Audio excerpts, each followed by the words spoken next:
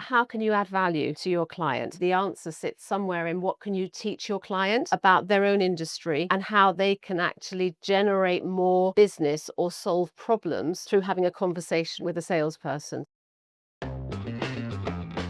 Are you ready to level up your sales game? Welcome to OnBD with ALF, the podcast that brings you the best advice and success stories from industry leaders in media and advertising. Each episode, we tackle the challenges of new business to help you elevate your own sales strategy. If you're in business development and looking to sharpen your sales techniques, discover actionable insights, and stay ahead of the competition, you're in the right place. Tune in, subscribe, and get ready to take some notes with OnBD with ALF. Today I am joined by a very special guest who I've known for quite a long time now, sales trainer extraordinaire and founder of Media Sales Training, Debra Sharron. Thanks, Debra. Thanks for joining me today. Thank you for having me. It's very exciting to be with you. Yeah, good stuff. Well, like I said, I've known you for quite a long time, mainly because you've done a fantastic job training many members of my own sales team and taking part in our previous ALF academies and helping our clients with their sales skills. But before we start talking about selling, I'd love to hear a little bit more about you and your career. So go on, Debra, take it away. Who are you? Where you come from? All right. Okay. We go back into the annals of history. Well, I think probably like most of the people you talk to, Amanda, I fell into media probably by accident and by default. And I mean, we're always blessed when we find ourselves in this industry. But I always wanted to be a journalist. I thought I was creative, did an English degree, wanted to write. Had some work experience with Just 17, which you are too young to remember as being a iconic, I think, EMAP title. Yep. And I did a I couple. do remember it, actually, Oh, just good. saying. All right. Okay. Well, I'm glad to hear it. But I did a couple of weeks work experience. I think it was in Carnaby Street. And at the end of that, I was in love with magazines, but realized that I wasn't the right kind of personality to be creative and to write. And so I kind of wasn't sure what happened next. And as chance would happen, um, I came across the fact that IPC magazines, the great ministry of consumer magazines at that time, every year took on 6 grads for a graduate training program in a business training development in magazine publishing. And so I was lucky enough to get accepted onto that. And it wasn't until day 1, September, when we were each attached to a different magazine, that I was told I was going to be selling ads. And I was absolutely horrified and didn't think that I was in any way the right kind of personality to sell, and didn't really think that I had the aggression and the determination that it would take. But 4,000 years later, I've had a lovely time, and realized that actually it's the best career in the world. And so, that's where I started by default. But it's a great revelation because you suddenly realize that everybody around you sells. So to be in the world of magazines was particularly exciting. So that Yeah, was my starting point. absolutely. And so that was at IPC. And did you stay there for long? I did. I stayed there for about 4 or 5 years, which in Mm. today's currency probably seems like a very long time. Became a sales manager, moved into creative selling, working on Ideal Home magazine. My very first job on Ideal Home was to knock on the door of the lucky winner of a competition. People had to enter for 6 months to stand the chance of winning their own home being built from scratch. And my first assignment was to go and knock on the door of this lucky winner and tell them that they had won the home of their dreams. And the cameras were there and the PR people were there. And this guy opened the door and said, "I don't want this house. It's gonna ruin my life and it's gonna ruin my family's life. So go and give the prize to somebody else." So that was a bit of a revelation as well, that the general public are unpredictable. So, yeah, having worked across promotions there, I then went on to Nat Mag's Hearst as it is now, Yeah, um, and developed my commercial career with them. yeah, and further. And so now you're essentially supporting and you're training people in media sales and wider kind of sales areas. So Yeah. when did you first decide, actually, this is what I want to do? I want to support the people on the ground. Well, I had lots and lots of training at Mm. IPC particularly, and also at Hearst, and I always enjoyed training. But there was sometimes a disconnect between the theory of how to sell, how to manage, and what it really felt like being in a media organization. And so, to cut a very long story short, I went into consultancy and set up my own business, and then was approached actually by the PPA. I think it was for one of the BBC titles to deliver a piece of training around selling creative solutions. And I'd never thought about being a trainer, and I'd never really considered standing up in front of a group of people, but I did know about creative selling. So I put together a program and went and delivered it, and I absolutely loved it. I loved the energy that came out of working with people where we were all speaking the same language, where I had some credibility because I'd done the job, and where they were able to discuss collectively some of the challenges that they were facing. And from that, I just got the buzz of enjoying training, and it just came on from there really, because I've just wanted to specialize in working with people who sold a media solution, which obviously looks very different today to Mm. when it was just selling one product. Um, and I've had a fabulous time actually, and it's never 2 days are never the same because it's just such a very energizing and interesting way to work. It doesn't feel like work actually most days.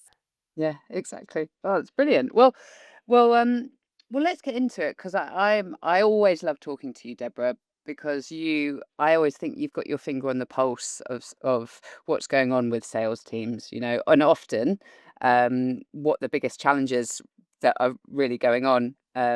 Yes, in individual businesses and teams, but as a whole, as an industry, there Yes. are particular challenges we face, and they change as well over time. So, I suppose my first question for you would be, what's one of the kind of key trends that you're seeing in media sales at the moment? Um, I think that if you want to call it a trend, that the thing is that salespeople in media have got a bigger and bigger selection of different solutions to Mm. take to market. So, you've got to be able to understand how best to sell a portfolio solution.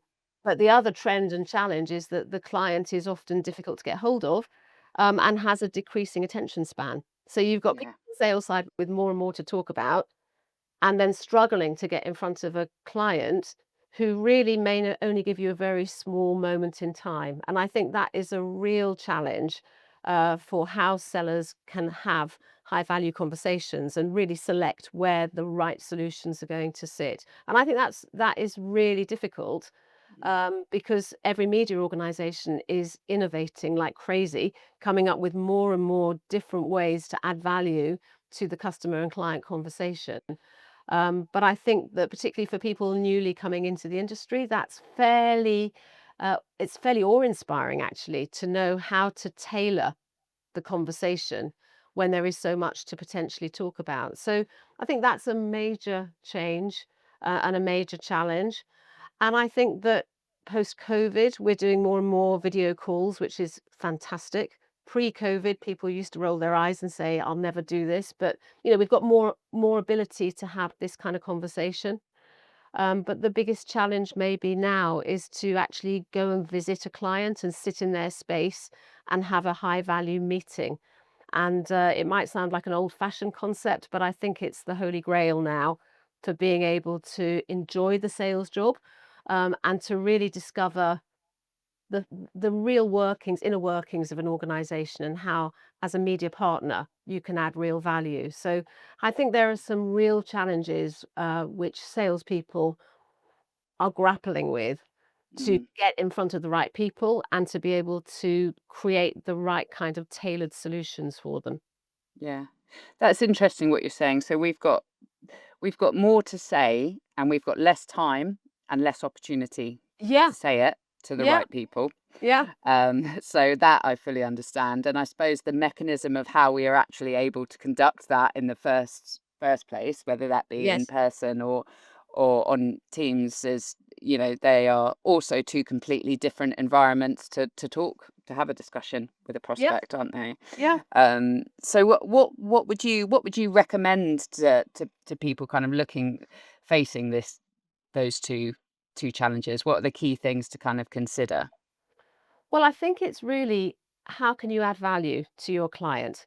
How Mm. can you really become a true consultative seller? I mean, people talk about consultative selling a lot, and I sometimes worry about what that means, because it can sometimes mean just being very gentle and light touch. But I think true consultative selling is recognizing that today a client doesn't need to sit in front of a salesperson to find out about your product. Right. So if the salesperson thinks that that's the best use of a meeting, then actually it's not necessarily going to be particularly appealing to a client. So I think that probably the answer sits somewhere in what can you teach your client about their own industry and how they can actually generate more business or solve problems through having a conversation with a seller, with a salesperson. So it's shifting the dial in terms of what the conversation is about. Mm. I think if you, as a salesperson, you get this wonderful helicopter view of your industry. You see exactly how different organizations are operating, and you know how your audience is responding. And as a media organization, you hold the attention of an audience, and you really have privileged access to that audience. And I think that the opportunity and the challenge for salespeople is how they can repurpose what the value of that conversation might be for the client, and Mm. recognize it's not just about hearing about your product, because that's not necessarily it's not vital. They can discover about your product in lots of other ways. Yeah, exactly. That's a really interesting idea that just thinking about that, because you hear it all the time, don't you? You've got to build value. You've got to build value, both in terms of just your general prospecting journey. How can you deliver value along the way, and Yes. also setting up meetings and things like that. But what you're saying is, your value is what you're selling, but it's your audience. So what do you know about them that actually the client doesn't? Yeah. Um, and that's quite a good way to think about it, I suppose, rather than yeah, what random white paper can I send them, or what you know Yeah. bits of things have I seen on LinkedIn that could be of value. I always think So it's worth kind of bringing things right back down to basics. And actually, the only reason why any organization will spend money on marketing or advertising is probably to make more money. mhm, And if you can know the habits of the audience that you are owning, then it becomes a new business conversation rather than an advertising or a marketing conversation. And I can't think of yeah, many organizations today that don't want to generate more business. So it's changing the kind of angle of the sales yeah, conversation, yeah, which I think a lot of organizations are recognizing that, and they're doing some really interesting work around that. But I think it helps a seller to just reframe the value that they're actually able to take to market. yeah, yeah, exactly. Okay, so we've got less time to sell, so we need to be, to the point. We need to understand and deliver value. And you've also mentioned there this aspect of, are we on Teams calls, Zoom calls, or are we getting face-to-face meetings? And it's the face-to-face meetings that are always going to be the most valuable. So why do you think that is? Well, I think actually what I really believe is that it's multi-thread. Mm. We've got to use every different type of communication, because it's so difficult to actually kind of penetrate into the attention span of the client, and they're busy, and they don't necessarily want to have this conversation. So the creativity comes from deploying a whole range of different mechanisms, whether that's email or it's WhatsApp or it's direct messaging through social channels or it's video calls or it's face-to-face meetings. Actually, I think if you really want to develop a relationship with a client, you probably have to deploy all of these in some kind of well-structured, well-structured sales sequence, so that there is a really kind of well thought out plan, and where it's relevant, actually being in front of that client obviously is where you get a three-dimensional relationship. And I think we talked about this before, Amanda, but I kind of think that in 2025, 2026, you get one go.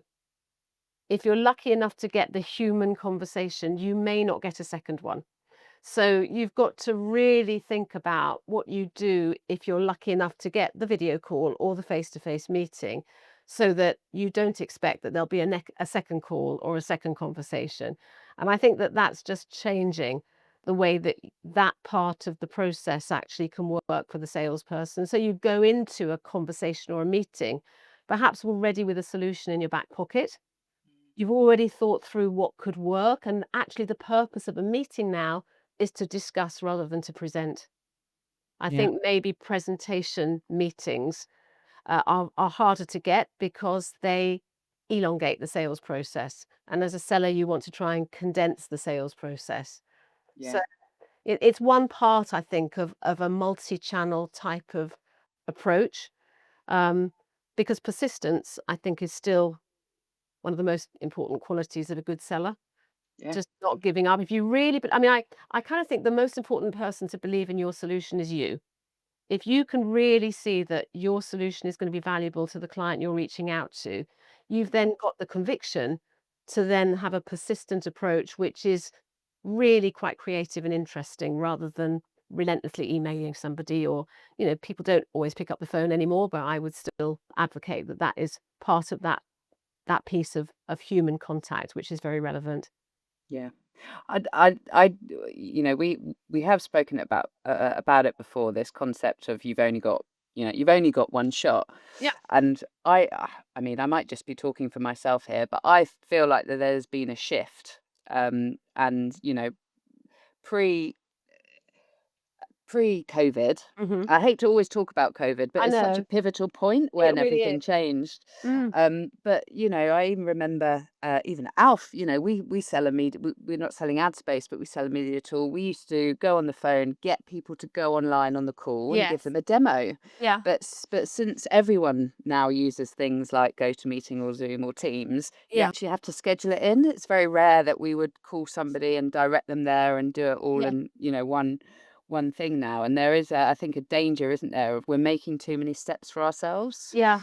Yeah. and then you get this thing. You've had your one shot, and then you're never able to talk to them again, and you're getting ghosted when you could Yes. have just asked for the business there I and think then. you're so right, Amanda. And on every session that I ever run, Mm. I always start a training course by asking people what challenge they'd most like to overcome as a result of the training. And it's always top of the list. How can I avoid being ghosted? I have a great conversation with a client and they're making all the right noises and they've asked me for a proposal and then I can never get hold of them again.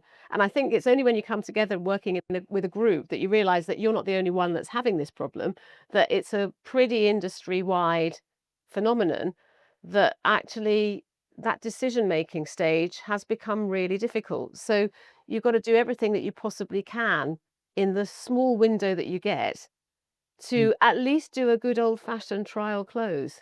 Yeah, And exactly. I think it's really that's where the rudiments of sales training really are still extraordinarily relevant. A lot of people don't know what a trial close is. This concept of saying, Amanda, based on this conversation today, is this something that you think you'd like to move ahead with? Just being able to be a little bit bolder than Mm. our natural inclination. And I think it's more necessary now because this kind of ghosting thing is a Yeah. reality. Well, you lose access, don't you? The minute you leave that meeting or Yeah. you hang Yeah. up your Teams call, you've lost access to that person. So, That's it. um, I remember sales training throughout my career. That whole point of that trial close that you've just suggested was so that the other person could actually go, well, actually, Mm, absolutely. Yeah. there's an issue, Yeah. and you're there to discuss it, to Completely.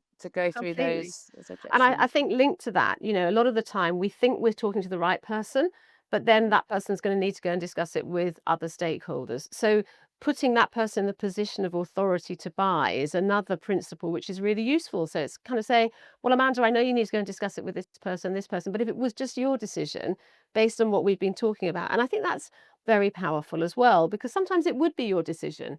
It's Mm. just that you're feeling a little bit that you don't want to kind of commit to something.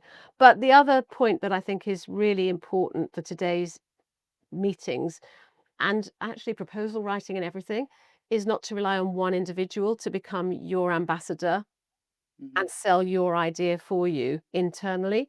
So I think wherever it's possible, you always want to have a conversation with multiple stakeholders.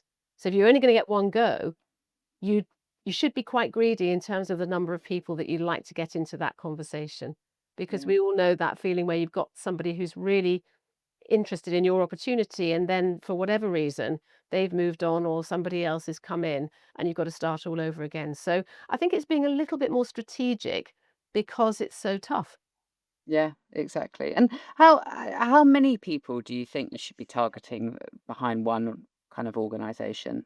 You're the best person to answer that, because with the one self, for every client that you're pitching to, you can start to interrogate and understand who the key stakeholders might be. So if it's a little company, maybe it's 2 or 3 people. If it's a bigger company, if you're really teaching them something of value, then you could probably broaden this out a little bit.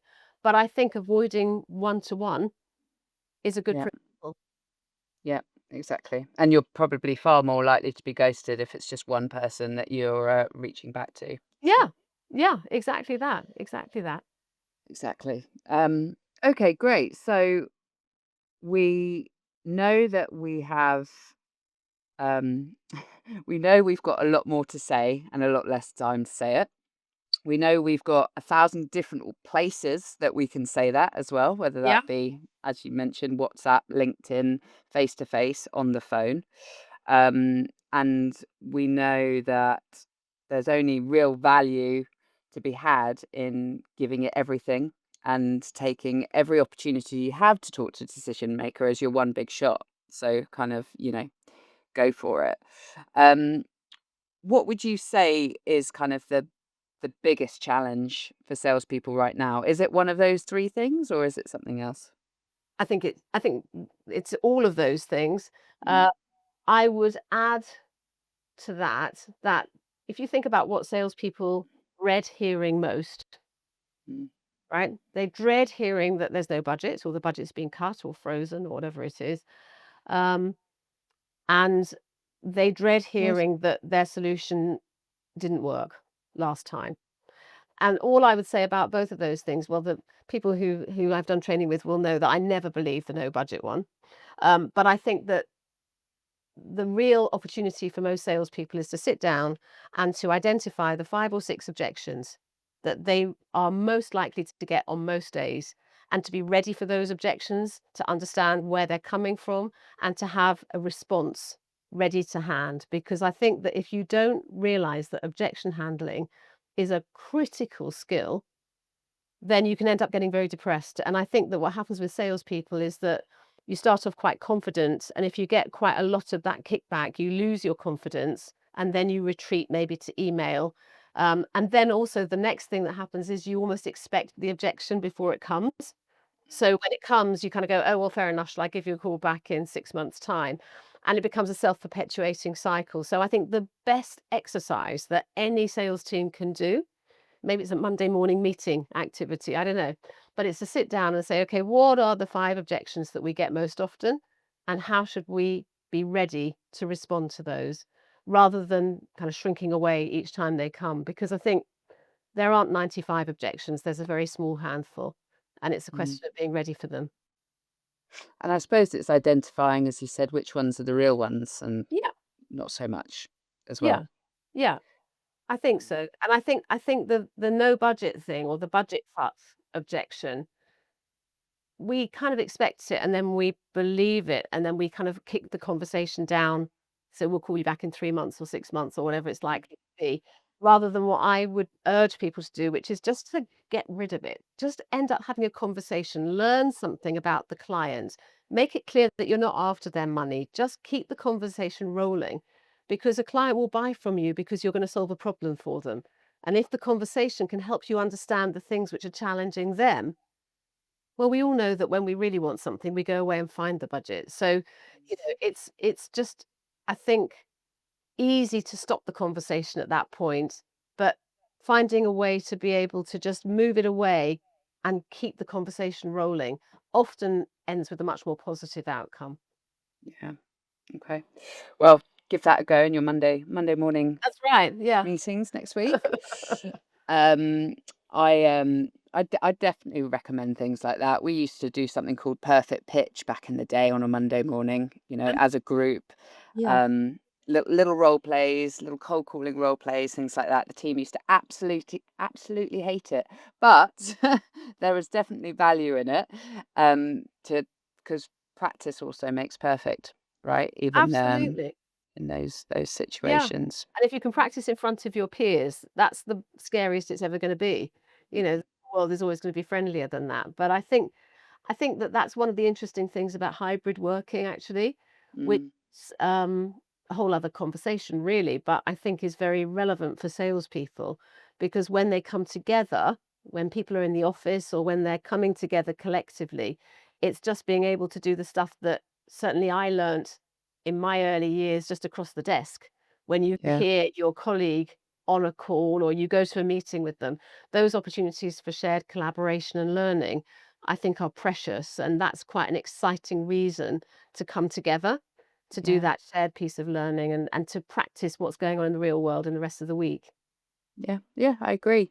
And you mentioned kind of hybrid working there, and a lot of sales teams are either completely remote or a mix of both now. And we've already mentioned a few bits and bobs throughout our conversation already about this change in the sales industry. So what do you think are the impacts of hybrid or remote working on the sales process? Well, I think if you look at the productivity stats, it's a it's good. I mean, people are able to work effectively and that flexibility is fantastic. And, I think there are some incredibly wonderful things about hybrid working. Um, I'm interested actually sometimes working with new salespeople that they tell me that they're much more comfortable making phone calls when they're working remotely than when they're in the office. And actually, that's great. So they don't feel that they're being listened to. And I think that's very positive. Um, I think that if we're asking people to come into the office part of the week, then there has to be a very good reason why that gives them more than they achieve when they're working in isolation. So I think that's a big challenge for managers, but it's really redefining what the function of the office is and Mm, how you create that team energy, which is so good for salespeople, whether that's competitive energy or it's learning energy. I think it's just thinking about what the office is there to achieve that is compelling. Um, and I think that for managers, it's quite a pivot in terms of how you manage people at each stage of their careers. I think a lot of sales managers worry about micromanaging when they've got their teams working remotely. How many times should I be checking in? Why should I be checking in?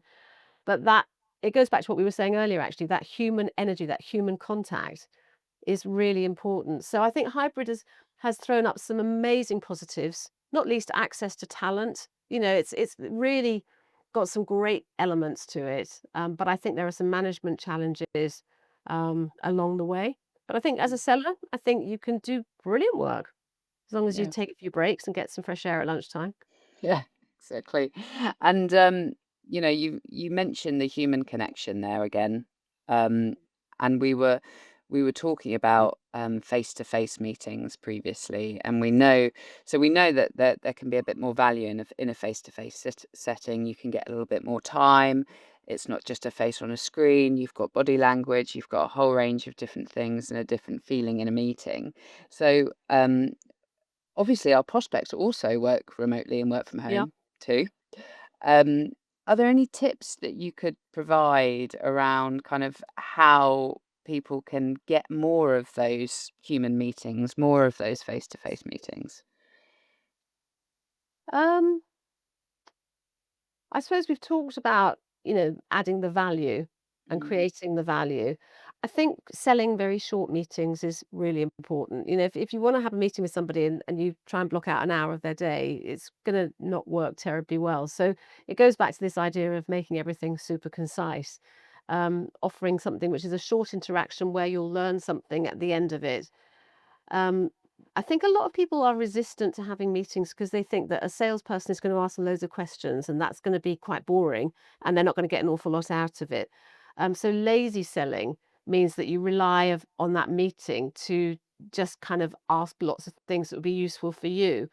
I mm, think if you can position a meeting showing that you've done your homework, that you've seen something specific that the client has done or has said, and you want to pick up on that and add value around it, that's going to be a far more effective way to Mm. create value just from the beginning. So we've never had more ability to know exactly what's going on in our client's world.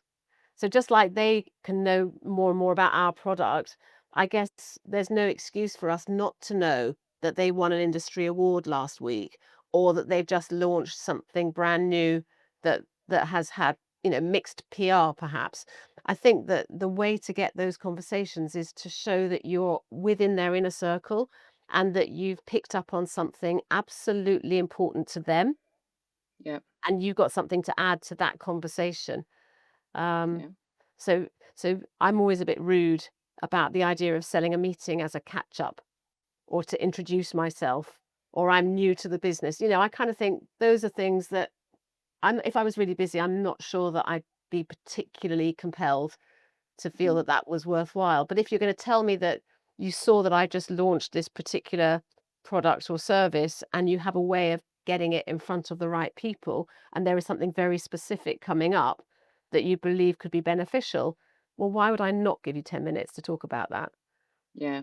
So, someone said to me years ago, you get the meetings that you deserve. And that's always stayed with me. You get the meetings that you deserve. If you're going to add genuine value because you're informed and interested in the client's business, you may get a better conversation. Yeah, exactly. Um, so it's about staying away from that traditional, let me have an hour, let me stand in front of a pitch deck, I talk think about so. every single thing that I can do. Yeah, Um, and it's actually about coming to people with solutions. The yeah, questions, I'm sure you've still got to ask questions, for but sure. it's 2025. We have Google, we have ChatGPT, we have our eyes and ears. You need to come fully loaded, don't you? Well, yeah, Um, exactly. Ready. Yeah, Yeah, exactly. yeah. Okay. But questions are still extremely important, but they've got to be the questions you couldn't have found the answer to Yeah.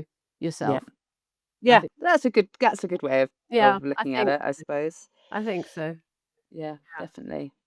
So, and of course, you're going to have to ask for the business once you've got that meeting, There you in the go. meeting, because you've only That's got one shot. one go. Get one go. Get one go. Get one go. I do. I really love that concept, Deborah. You only got one go. You've only got one shot, and I think, um, we've used that term ghosting already a few times now because it's everywhere, isn't it? You hear about ghosting, and Yeah, salespeople are ghosted all of the time. yeah, But if yeah. you can, mentally actually put that I've got that one opportunity, Yeah. and expect not to almost expect that you don't get anything after that, Yeah. then it's a little bit better. Is there any other advice that you can give around, that sales process and how to avoid being ignored? And I appreciate you've already given quite a lot, Yeah. you've said the value of face to face, you've said try and get it done in that one shot, make sure that your trial closing, you mentioned how multiple people are also going to improve that situation. Is there Yes. anything else missing from that equation? Well, I suppose the only other thing I would add is if you're having a conversation with a prospect and the next step is for you to go away and put together some information or a proposal, Mm. I think while you're still in the conversation with the prospect, you should try and button down that next step so that, I'll say to you, okay, Amanda, I'll go and put together this proposal for you. When will we speak about it again? Shall we put some time in the diary for the 21st or the 22nd, which would be better? If you come back to me and say, no, Deborah, just send it over. And once I've had a chance to look at it, I'll get back to you. You're not even prepared to commit to having another to reading it, let alone buying it. So I probably should evaluate you in my mind as being a 2 or 3 out of 10 prospect. Whereas if you say, "Well, actually, I'm out of the office on that day, but actually the 28th would be fine for me, 3:30 should work." Well, that's given me a real insight into how you're genuinely feeling about this. And if I'm lucky, I've locked it in with a calendar invitation before we've ended the call. And so although nothing is guaranteed, that feels more like a 6, 7, or an 8 out of 10. And I think that that's a tiny little behavioral change that just means that we're not doing loads and loads of work without any level of genuine commitment to the client Mm. actually doing something as a result of it. So, you know, I think it's a good little discipline that can make a little bit of difference. Yeah, definitely. I completely recommend doing that as well. I mean, otherwise Yeah, you're just chasing people, aren't you? yeah, yeah. Um, Well, I always kind get of, a little bit worried if you're on a call with a client and you're, you know, you've been struggling to get this conversation, and then midway through the conversation, the salesperson says, "Shall I go away and put this all down in an email and send it over to you?" It's like you've exited this conversation voluntarily, thinking that that email is going to do the close for you, when actually you're the most likely way of that deal moving forward to its next step. So just I think it's just about not over servicing a client um, through silent methods of email or proposals, but actually using the human time to try and move the process forward. yeah. Do you think people still buy from people, Deborah? Is that an important aspect? I really do. I really do. I think that it's not going to be enough just because you get on with someone brilliantly. Relationship building is important, but there's got to be proper value under it. I think the thing that's happened increasingly is the relationship comes after the first commercial opportunity, and then we can build out the relationship. But of course, I think the most important thing is your client has to feel they trust you, that you're going to deliver and you're going to help them look good within their own organization. And so they don't have to become your best friend, but they have got to believe that you're going to help them shine. So I think that how we interpret people buying people uh, may have changed a little bit, but I think it is still really important. And in media, it always has been, but I think it may be of secondary importance after you've created a real belief that you can add value to a client's business. Yeah. And Deborah, you're working with a lot of different media organisations, and I know those organisations are all of kind of different sizes and structures and things like that. But I did want to ask: are there any key things that you see that make a really successful sales team for a media owner? I've thrown that question on you, but I'm Yeah, yeah, curious as we're yeah. as we're chatting. I think a great manager. Yeah. I think a great manager, and I think the difficult thing about being a sales manager is that very, very often you still have your own target, and then suddenly you have a team to manage at the same time. And so I'm under no illusions of how difficult that balancing act is. Um, but I think that the sales teams that I can think of that I kind of am very impressed by are the ones that have a lot of fun. Because selling, I've always thought, is a pretty relentless way to have your career. You know, the best you can hope for if you hit your target is that someone's going to put it a little bit higher, ask you to jump a little bit higher and start all over again. So unless you've got an environment where there is value on the individual, where people feel noticed, and where they are enjoying working as a team, I think it can become quite a relentless job. So, you know, I think that the manager has a big task to try and create a culture that means that people enjoy what they're doing and feel noticed, even for the smallest things. You know, I think that we are under pressure and sometimes, you know, we pick up on things that people aren't doing. But I think it's joyful when you find a manager who is celebrating the little things that people are doing and making them feel great about themselves. Mm. So I'm not sure there's a magic formula, but I think there is something about making people feel good about doing the job and making them enjoy it so that there's fun. Some of the fun stuff has got lost. You know, I kind of sometimes ask people about birthdays and whether they still as a team, you know, have a cake that they bring in on the day that they're in the office and people, oh, we did that before COVID. We don't do it anymore. I think some of the fun stuff has just gone and it's Yeah. become very transactional and functional. So I think bringing back some of those tiny things can make a big difference. Yeah. Yeah, I think that's a great idea. I suppose that's just another thing that's changed with that hybrid remote, Yeah. and it's how do you inject that fun in a remote setting is a big challenge for Yes. sales, Yeah. teams everywhere, and teams outside of sales too. It's I imagine a similar Yeah. dilemma. Yeah. No, Um, absolutely. but yeah, well, thank you, Deborah. We've covered lots and lots of lots We of love stuff in you. that area. I've got a few more questions for you. I do my little quick fire questions section. I Right. call it quick fire. It's never very particularly quick. Okay. But I do have a few questions for you that I'd love to jump into. So, um, Deborah, what's your favorite thing about business development or sales generally? Um, Personally, I like the fact that no 2 days are ever the same.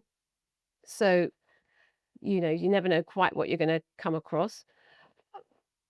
I'm a very nosy person. I'm very interested in what everybody else is up to, and I think that actually sales and business development is brilliant for that because every day you are learning about another organization, another business. It doesn't matter, what they do. You're given the privileged opportunity to learn something about what's important to them, how they succeed. And so, um, I think that's what really appeals to me is that it's constantly learning and there's never and also you're kind of in charge of your own destiny to a certain extent. It's an extraordinarily entrepreneurial way to earn your living. In that what you put in, you can generally think you can take out, and that feeling that you can create opportunities, I think, has never made it dull. It's permanently exciting. Yeah. Oh, great. And is there anything that nobody's talking about when it comes to sales and marketing right now? Hmm. Um, and nosy, but I haven't picked up what they're not saying. The only thing that I think I'm surprised people are not talking about more is what the impact no, not what the impact, how AI, which is everywhere, which is in every conversation that we're all having in our work lives, in our non-work lives, how that is going to become monetized Mm. and what that impact will be on the ad budgets of organizations. Right now we're all loving something which is ostensibly almost free. Yeah. And we're finding it, revolutionizing all different aspects of our lives. But as we all know, at some point there will be some kind of monetization and that model will change. And I think that will have an impact on its usage, but it's not going to go away. So what's the impact going to be on the kind of the way that we generate revenue within our own organizations? I'm not sure whether people aren't talking about that because it seems a long way away, but that kind of every time I go onto ChatGPT or I'm asking AI, I'm thinking, this has got to become commercialized at some point and it's going to have an impact. So I guess that would be my only thought. Yeah, that's a good point. Um, if you were to go back, Deborah, to your past self, Yep. when you were starting out at the industry, so hmm maybe was it Just 17 magazine? Um, what would be the one piece of advice that you'd give yourself? Um, I think it's probably to be authentic. That it's easy to think that to be successful, you have to adhere to certain characteristics and that type of person is going to be great at this and this kind of person isn't. And for many of my early years, there seemed to be one pathway to doing it was in consumer magazine, glossy magazines, there was a kind of approach which was very successful. And you sometimes look at that and you think, well, if I'm not like that, am I going to be able to achieve the things I'd like to achieve? And I suppose now looking back, I realize that actually your own authenticity is really important. And it doesn't matter, you can't be created into a kind of computerized model of being a great seller. You find your own way and you use your own personality. And if you follow some solid principles, then your authenticity will see you through. Mm. And I've met a lot of different salespeople and so many different types of personality. But actually, I think that being professional, doing things properly, but doing them in your own way is really important, and I think I'd like to have learnt that earlier on. Yeah, absolutely. And in your experience, what do you think makes a good salesperson great?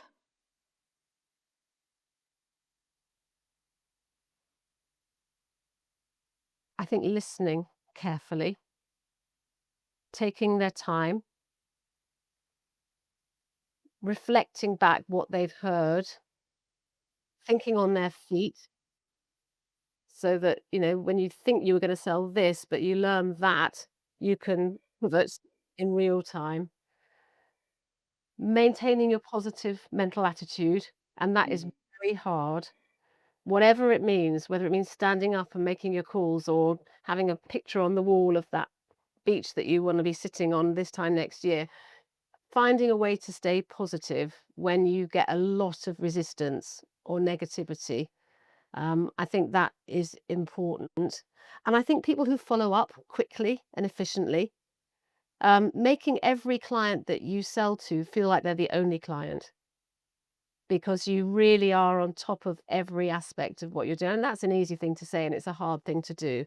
But Mm. I think it's that kind of dedication and professionalism, consistently, which Mm. is what makes people really stand out.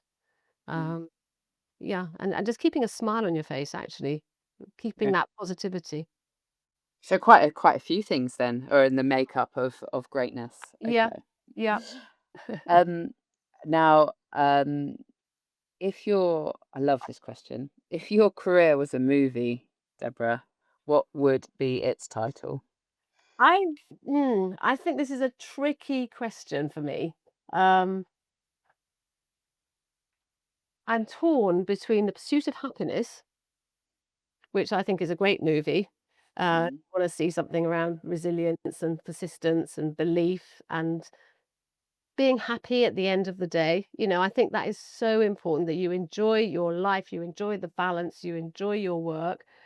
Um, and then I guess when I watch The Devil Wears Prada, I'm very familiar with that kind of environment, and I'm not going to advocate that that defines me in any way, but I certainly found working in that kind of very unique environment fascinating, terrifying, um, exhilarating, and so that always puts a smile on my face, even though I don't think it would really be something that I would say is a reflection of my career. So something between the two of those two movies, probably. I love that. Great stuff. And have you got a hype song before a big pitch, Deborah? James Brown, I Feel Good. Yeah? Yeah, I think Oh, so. good. I I feel think good. so. I like it. Yeah, I definitely. thought you were going to say You've Only Got One Shot by Eminem. I should have done Um, that. And maybe you yeah. should put that in the edit. That's a better answer. Both good songs, both Both good good hype songs. songs. Yeah. That was great. Well, we've managed to squeeze a lot into 45 minutes, so we will leave it there, Deborah. Thank you so much for joining us Thank you for on the having me. podcast. Thank you for inviting me. Always full of knowledge and good tips for salespeople. So yeah, thank you. Yeah, that's the end of our episode of On BD with Alf. Thank you so much, Amanda.